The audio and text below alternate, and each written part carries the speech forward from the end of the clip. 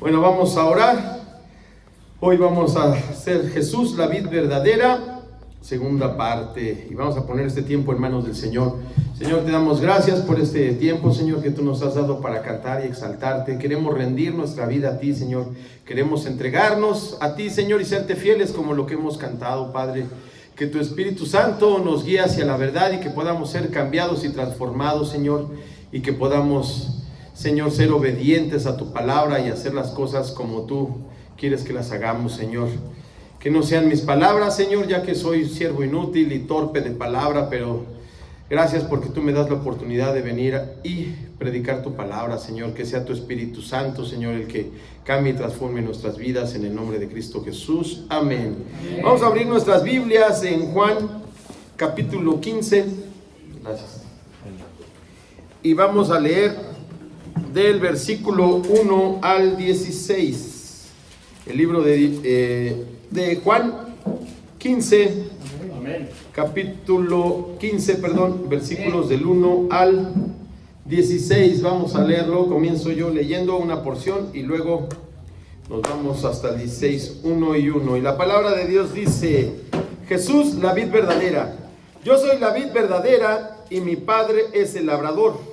2. Todo pámpano que en mí no lleva fruto, todo aquel que lleva fruto, lo limpiará para que lleve más fruto.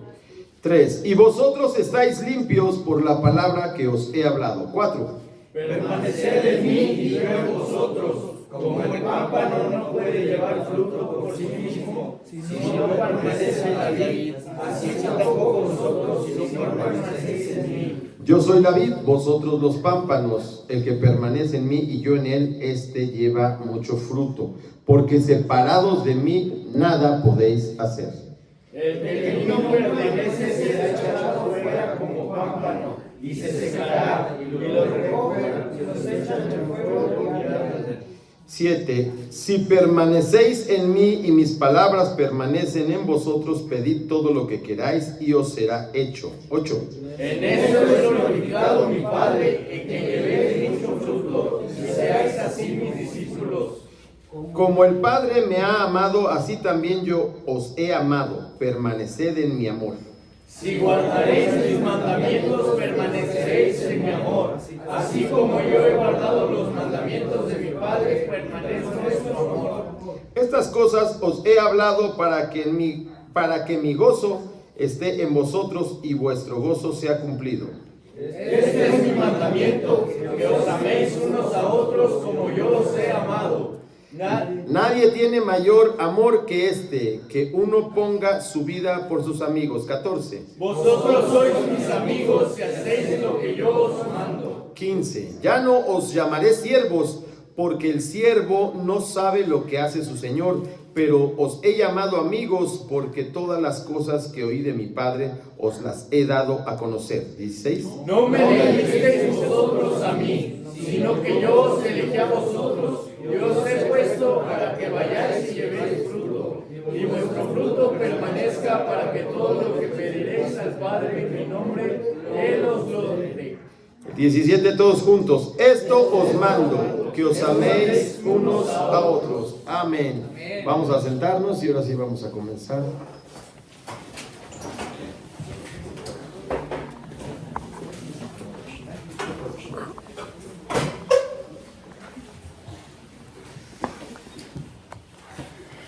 Muy bien, vamos a hacer un breve resumen, muy breve, para que podamos ir comprendiendo bien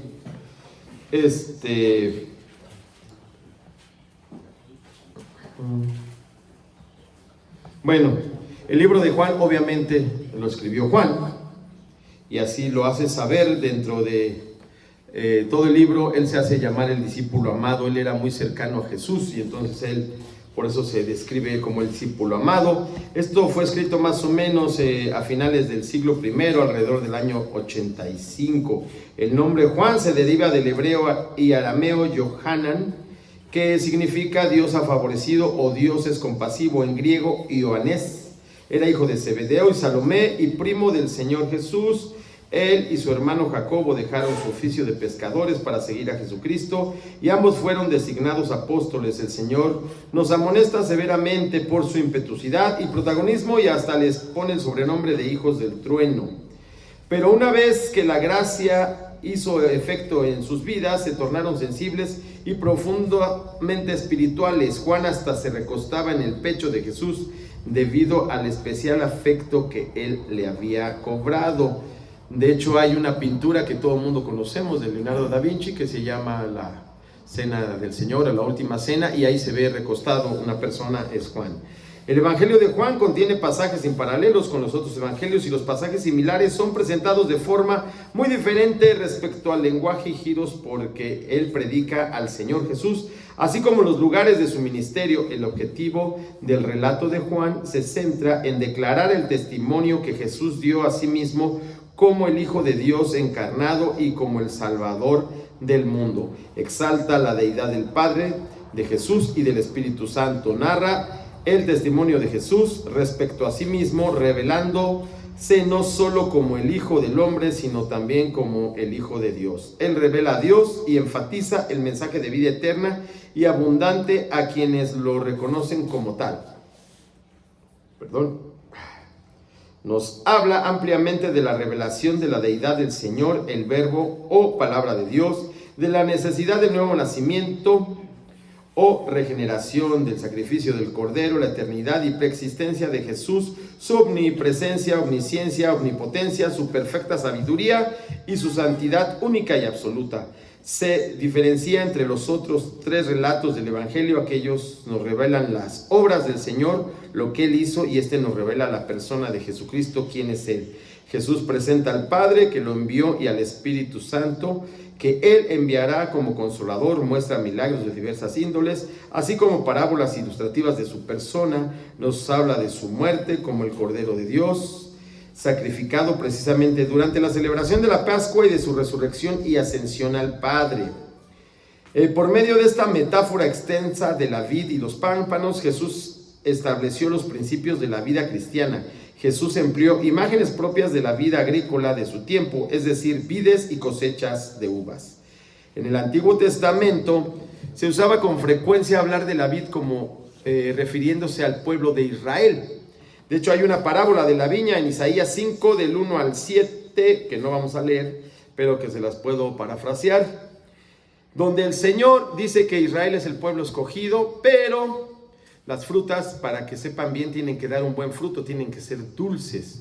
Y en este caso, esas frutas, el pueblo de Israel, salieron uvas amargas, las cuales el Señor desecha, y por eso es que hay un nuevo pueblo que somos todos nosotros.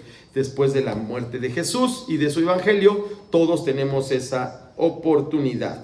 De forma específica, Él se identifica como la vid verdadera y el Padre como un labrador. La vid tiene dos tipos de ramas o pámpanos. Uno, el pámpano lleva mucho fruto, que son los verdaderos creyentes, los que creen en Jesús y comienzan a obedecer y a seguir sus pasos.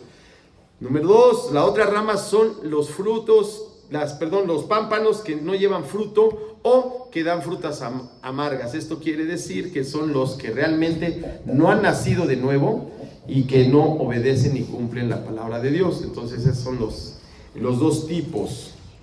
Voy a hacer así un resumen rápido del resumen. Hay dos formas de verlo, literalmente como lo estamos viendo de la vid, que la vid es una rama que se planta y que produce dos ramas.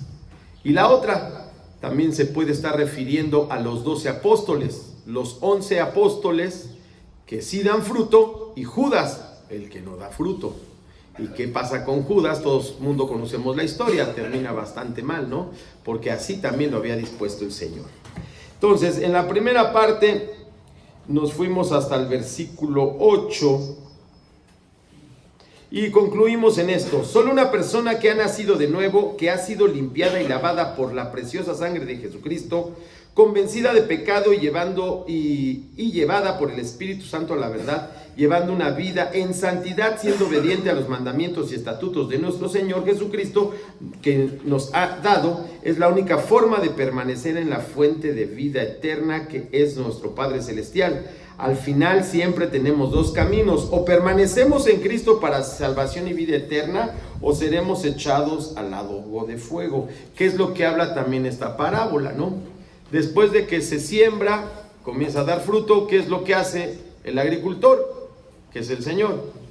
El fruto que es bueno lo aparta para el granero, o las uvas que están bien se guardan, se almacenan. A eso se refiere hacia el cielo. Y las que no dieron fruto, las que salieron amargas, pues se van a cortar, se van a dejar secar y arderán en el fuego.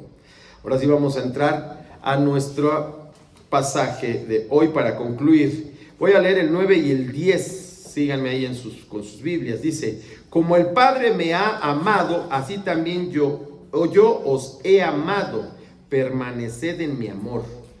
10. Si guardareis mis mandamientos, permaneceréis en mi amor, así como yo he guardado los mandamientos de mi Padre y permanezco en él.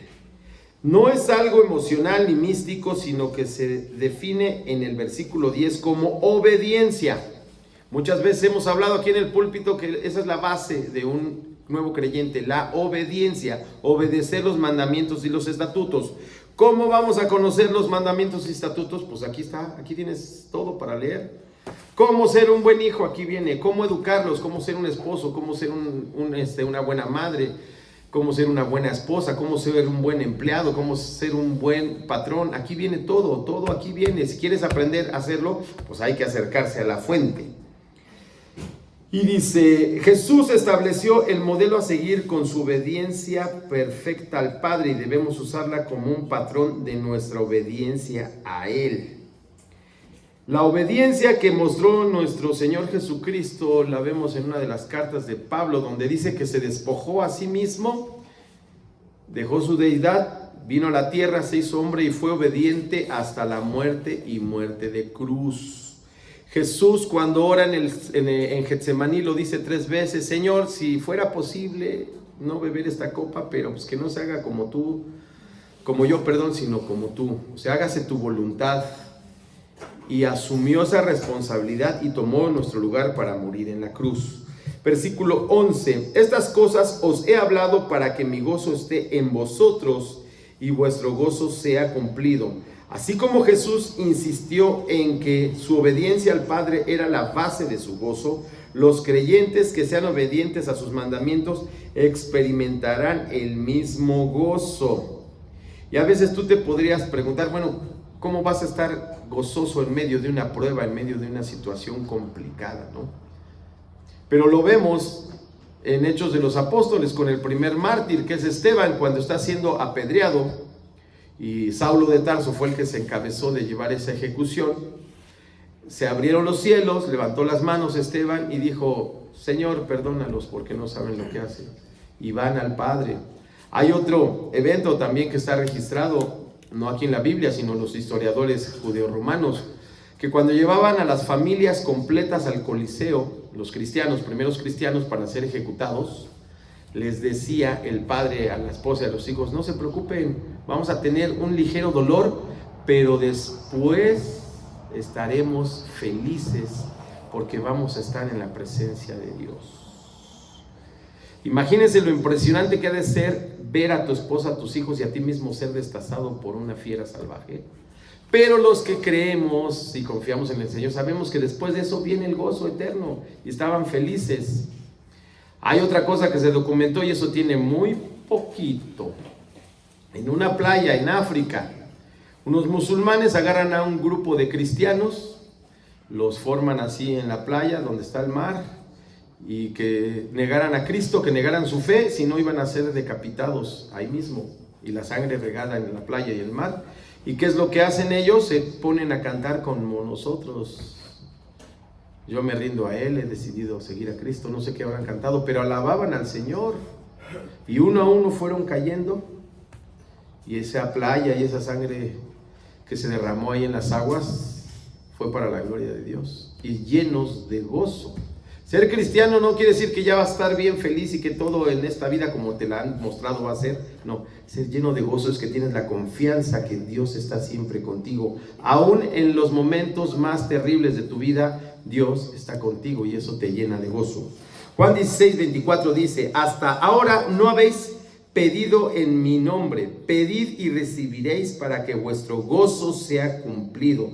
Juan 17, 13: pero ahora voy a ti y hablo esto en el mundo para que tengan mi gozo cumplido en sí mismos. Nosotros, por eso es que pedimos en el nombre de Cristo. Pedimos al Padre, oramos al Padre, pero en el nombre de Jesús. Cuando tú realmente llegas y te hincas, clamas en el piso, así como el Salmo 42 dice que así como el ciervo brama por las aguas, así mi alma tiene sed de ti. Cuando tú llegas a ese nivel de oración y de clamar a Dios, Dios te responde. Anoche compartíamos, por la tarde, compartíamos la palabra de Dios en la casa de una hermana, y ahí pudimos testificar todas las bendiciones que mi esposa y yo hemos recibido por parte del Señor. Cosas impresionantes, que son así de no creerse, pero ahí está todo documentado. Y Dios ha sido fiel y bueno y nos ha sostenido hasta ahorita. Y estamos llenos de gozo, porque sabemos que el Señor está con nosotros. Que a pesar de la enfermedad, de la escasez y de la necesidad, nosotros siempre estamos felices. A mí me han preguntado, bueno, ¿y usted qué? ¿Nunca está triste? ¿Nunca le pasa nada? Le digo, sí, me pasa igual y hasta peor que a ti, pero yo tengo el gozo del Señor y sé que mi Dios es el que me respalda y que siempre va a estar conmigo. Así es que yo no temo ningún sufrimiento. Hace algunas semanas me invitaron a un lugar y pues era un lugar realmente peligroso, colindando ya con el estado de Guanajuato. Pero como yo estaba bien feliz platicando de la palabra de Dios, si me invitan ustedes algún día a su casa, yo soy de carrera larga, porque saco la Biblia y ahí nos podemos seguir hasta el otro día. Y de repente recibo un mensaje, ¿no? De mi amada esposita. Me dijo, oye, ya es tarde, ya está peligroso. Le digo, mira, no te preocupes. Nomás pueden pasar dos cosas. Si no llego, ya sabes que estoy en la presencia del Señor y pues ya la hice. Y si no, seguramente estoy otra vez contigo. Con esa confianza y ese gozo debemos de vivir, que es a lo que se refiere este pasaje. Versículo 2: este es mi mandamiento, que os améis unos a otros como yo os he amado. Y así concluye esta porción. Si ustedes leen todo el Evangelio de Juan, hace mucho énfasis en el amor de Dios, en el amor a Jesús, en el amor los unos a los otros, en el amor al prójimo. Hay incluso hasta una parábola que les dice Jesús también a los religiosos de la época, ¿no? Y le preguntan, ¿quién es el prójimo? Pues somos todos. La parábola del buen samaritano. Dice en este versículo: el amor a los hermanos constituye la cuarta prueba de comunión genuina. El enfoque primordial de la prueba moral es obediencia, otra vez lo vemos, al mandato de amor, porque el amor es el cumplimiento de la ley. También es el nuevo mandamiento que Cristo nos dio. La iluminación verdadera conduce al amor. La luz de Dios es la luz para vivir, así que andar en la luz es andar en amor. La ley mosaica son 613 mandamientos que los judíos trataban de cumplir y nadie los puede lograr cumplir más que Jesús. Por eso Él les dice, ahora ya nada más hay dos mandamientos. El primero, amarás a Dios sobre todas las cosas con toda tu mente, tu alma y tu corazón. Y el segundo, y no menos importante, amarás a tu prójimo como a ti mismo. En estos dos mandamientos se resume toda la ley de Dios y los profetas. Entonces, pues ya no tienes que andarle aprendiéndote los 613. Ahora que si te los quieres aprender no sería mala idea. Aquí ya di un estudio bíblico sobre la inmoralidad sexual y es un capítulo completo nada más que habla de la inmoralidad, cómo se comete la inmoralidad y la paga que recibían. Lamentablemente todo era con la vida, tenías que pagar tu inmoralidad. Versículo 13: nadie tiene mayor amor que que uno ponga su vida por sus amigos. Al final de este pasaje es cuando se pone bueno. Para ponerlos un poco en contexto, todo esto sucede después de la cena del Señor en el aposento alto. Después de que habían partido el pan, había sido la última cena, donde les dijo, esta es mi cuerpo, esta es mi sangre, y hacer esto en conmemoración mía. Los capítulos 13, 14, 15 y 16 hablan de ese mismo evento. Entonces, bien importante entenderlo para que poder comprender esto. Ya después de esta cena y de ir a Getsemaní, ya no lo iban a volver a ver hasta después de la resurrección. Entonces, ahí es cuando cierra con broche de oro el Señor, mostrándole la verdadera prueba del amor sacrificial, que es el amor ágape.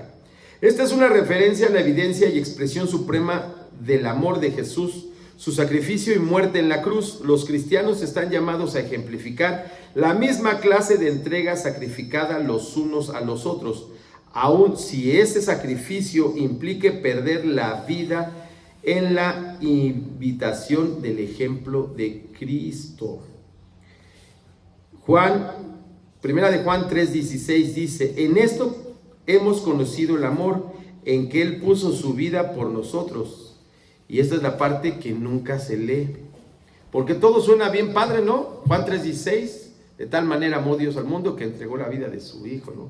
Y qué padre que murió en la cruz y somos salvos y sus pecados.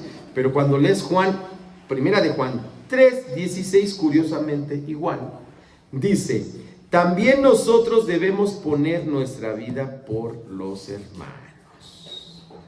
Y ahí es donde la puerca tuerce el rabo, ¿no? Tú de repente ves un hermano pasando por alguna necesidad, por ejemplo, se queda sin trabajo y tiene 3 chamacos y una esposa que mantener, y es ahorita tiempo de regreso a clases, y ¿qué le dicen muchos? Oh Señor, que se abran las puertas del trabajo. No, espérate, pues el hermano se quedó sin chamba, tiene una necesidad. ¿Por qué no agarras tu cartera y a ver, compadre, pues vamos a comprarle los uniformes? ¿Qué te falta? Yo te puedo conseguir una chamba, en lo que encuentras chamba, pues ya te traje una despensa. Ese es el amor ágape. Porque pues vemos la necesidad y ya nomás lo vemos de paso. Hay un pecado que es muy grave, que es el pecado de omisión. Si tú estás viendo una necesidad entre los hermanos y no haces nada, te haces de la vista gorda, entonces ahí temo decirte que no has nacido de nuevo. Arrepiéntete y ama los unos a los otros. El amor no nada más es decir: ay, te quiero mucho, hermanito, ¿no? En los evangélicos tenemos mucho esa costumbre de decirnos hermanos, pero tú sabes si ha nacido de nuevo el que está al lado tuyo. Observa cómo trata a su esposa, cómo trata a sus hijos, cómo se conduce, cómo se comporta en el trabajo. Es obediente, oran, cumplen. Aquí está más fácil, no son 613, nada más son 2 mandamientos: amarás a Dios y ama a tu prójimo como a ti mismo. Ese es el verdadero nacimiento, y es a lo que se refiere todo este pasaje. Por eso les hace hincapié el Señor. Ya se va el Señor, entonces quiere que se quede bien clarito que tienen que permanecer sí o sí con Jesús. Luego más adelante en Gálatas y en Colosenses, Pablo les dice lo mismo: estar juntamente con Cristo para que realmente podamos dar ese fruto. Voy a leer ahora 14 y 15. Vosotros sois mis amigos si hacéis lo que yo os mando. Ya no os llamaré siervos, porque el siervo no sabe lo que hace su señor, pero os he llamado amigos, porque todas las cosas que oí de mi Padre os las he dado a conocer. Cuando dice vosotros sois mis amigos, ya se está refiriendo a ese pequeño grupo de 12. Bueno, parece entonces ya nada más eran 11, ¿no? Ya se había ido el hijo de perdición. Y luego dice: si hacéis lo que yo os mando. O sea, aquí te la está poniendo bien clara. Si quieres ser amigo de Cristo. Había una canción que me gustaba a mí mucho cuando era niño, que decía: yo tengo un amigo que me ama, me ama, me ama. Y la cantábamos bien felices, ¿no? Cuando éramos niños. Es un corito de hace mucho tiempo. Y su nombre es Jesús, ¿no? O quiero cantar una linda canción de aquel que mi vida cambió. Esa fue la primera canción que me aprendí. Es mi amigo Jesús. ¿Y estás obedeciendo lo que te dice tu amigo? Hay 3 disciplinas espirituales para ver si realmente eres creyente. 1, oras. No nada más: Señor, bendice lo que caiga en la barriga, amén. Ya, no. Estás orando todo el tiempo. ¿Estás discipulando a tu esposa y a tus hijos? No levanten la mano, pero ¿cuánto tiempo pasas leyendo las Escrituras en lo personal? Eso es lo que quiere decir si hacéis lo que yo os mando. ¿Cuánto tiempo guardas ayuno No hay uno que te mueras de hambre y te quedes sin comer, sino el ayuno se hace para estar en contacto con el Señor. No te estoy pidiendo que te vayas 40 días y 40 noches al desierto o 40 días allá arriba en el cerro del cimatario para que te den las tablas de Moisés. No, con que tomaras un par de horas tal vez a la semana en tu tiempo de descanso, te encierras en tu cuarto, pones tus alabanzas, lees la palabra, te postras a orar. Eso es lo que quiere decir: si hacéis lo que yo os mando, que es lo que hizo Jesús durante todo su ministerio. Así como Abraham fue llamado el amigo de Dios, y eso lo encuentran en 2 de Crónicas 27 y en Santiago 2:23, se hace referencia tanto en el Antiguo Testamento como en el Nuevo Testamento que Abraham era amigo de Dios. ¿Por qué era amigo de Dios Abraham? Porque obedeció. Todavía no nacía Jesús. Dios le dijo: agarra todas tus chivas de la tierra de Ur y aviéntate 744 kilómetros a patín, y ahí te vas a establecer. Se tardó muchos años, tuvo que pasar por Egipto y muchas peripecias, pero al final fue obediente. Y él no sabía qué iba a pasar. Es más, él nunca se enteró que nació Jacob, y menos la tribu de Israel, ¿no? Él nomás vio la promesa de su hijo Isaac. Pero más allá, no se enteró de nada. Sin embargo, creyó.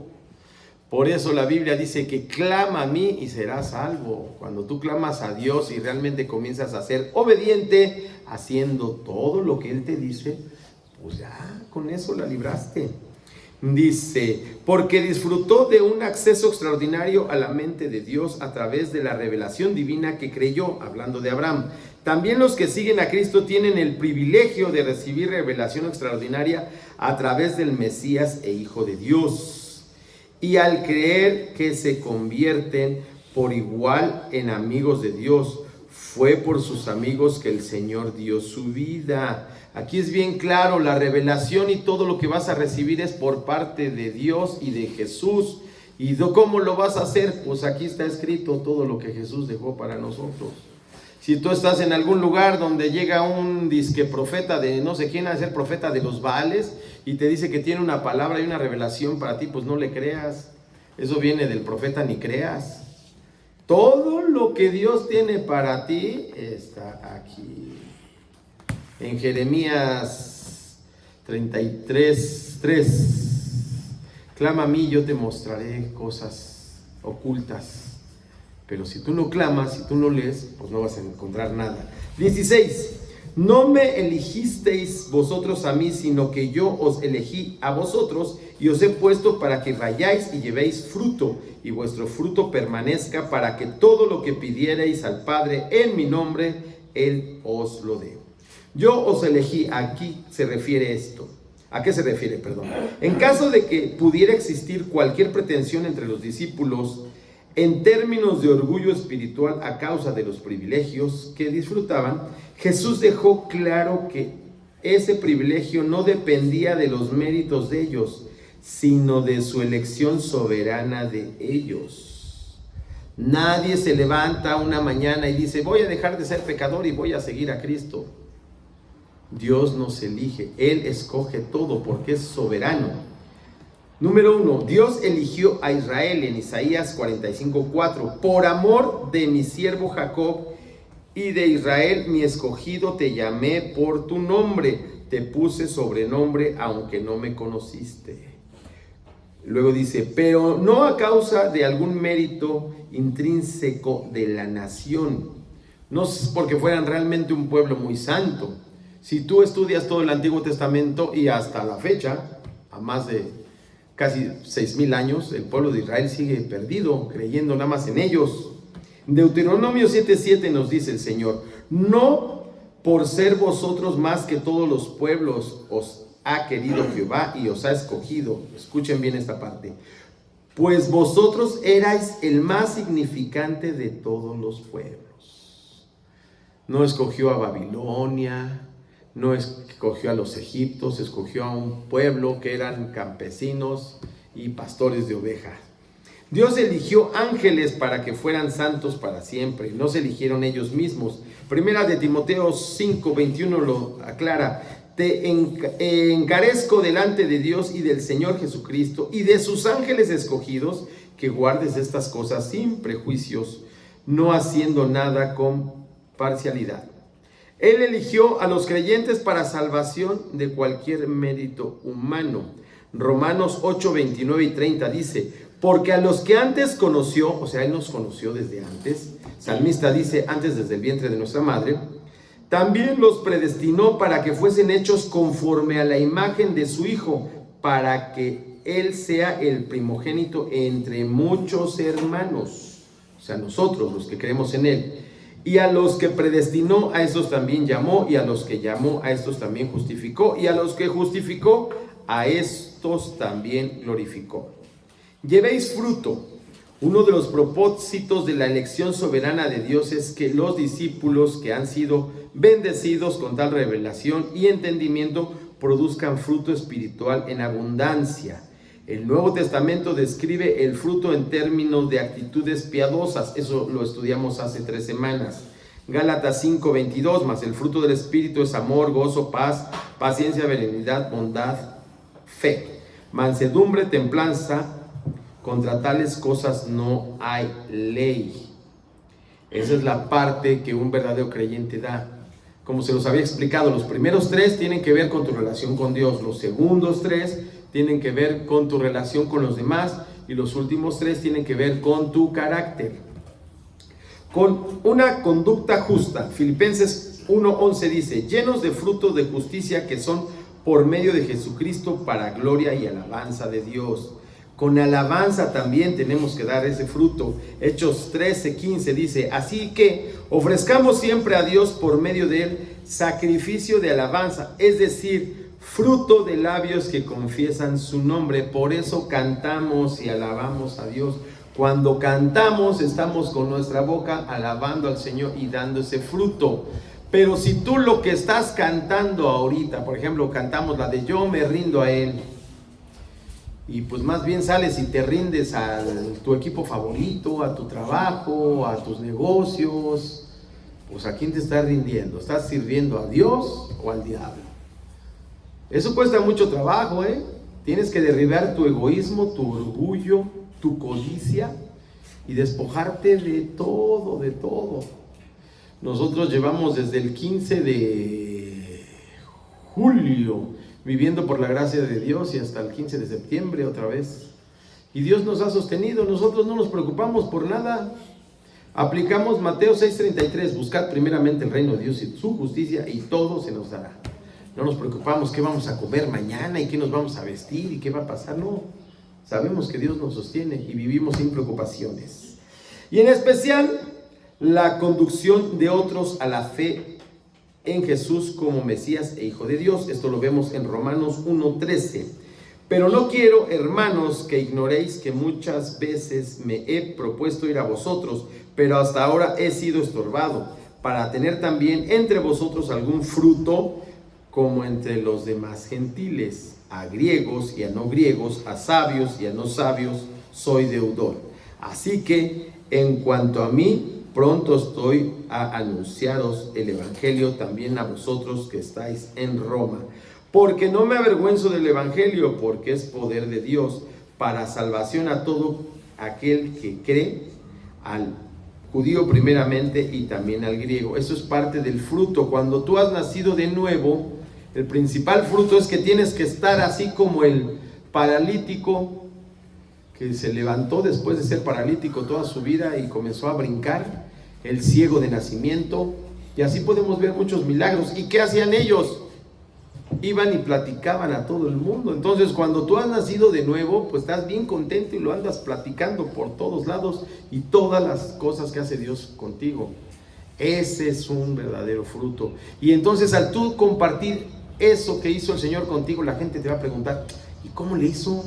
¿Cómo lo sacó el Señor de tal o cual problema? Eso es lo que tenemos que hacer. Y concluye diciendo lo mismo que vimos en un versículo anterior. Esto os mando, otra vez, os mando, un verbo imperativo, es una orden, que os améis los unos a los otros. Entonces, en conclusión, permanecer siempre en el Señor, por medio del estudio de su palabra, la oración y obedeciendo lo que nos está mandando. ¿Vale? Bueno, oremos para concluir. Bendito Padre Celestial, te damos muchas gracias, Señor, toda honra y toda gloria a ti, Señor. Ayúdanos a permanecer en la vid que eres tú, Señor. Ayúdanos a dar mucho fruto, que podamos guiarnos por medio del Espíritu Santo para que podamos dar frutos abundantes, tanto en nuestro testimonio de vida como compartiendo tu palabra, como amándonos los unos a los otros en ese amor ágape que tú nos has enseñado. Que podamos aprender a dar nuestra vida, Señor, por los hermanos y por todas las personas, Señor, porque tú, así como diste tu vida en la cruz, en el Calvario, así nosotros tenemos que seguirte a ti, mi Dios. Te pido, Padre, que esta semana nos convenzas de pecado, de juicio y justicia y nos conduzcas a la verdad por medio del Espíritu Santo. Bendice a todas las personas que están aquí, Señor, y aún los que nos van a escuchar posteriormente, mi Dios. Sabemos que tú eres bueno y que tu misericordia es para siempre, mi Dios. Te pido que esta semana podamos permanecer en ti, y no nada más esta semana, sino a partir de hoy, que podamos permanecer siempre unidos a ti, a pesar de las circunstancias, de las tentaciones y de todo lo malo que tiene el mundo, que nosotros podamos permanecer en ti y dar testimonio de ti, Señor. Te pedimos todo esto en el nombre que es sobre todo nombre, tu amado Hijo Jesucristo. Amén y amén.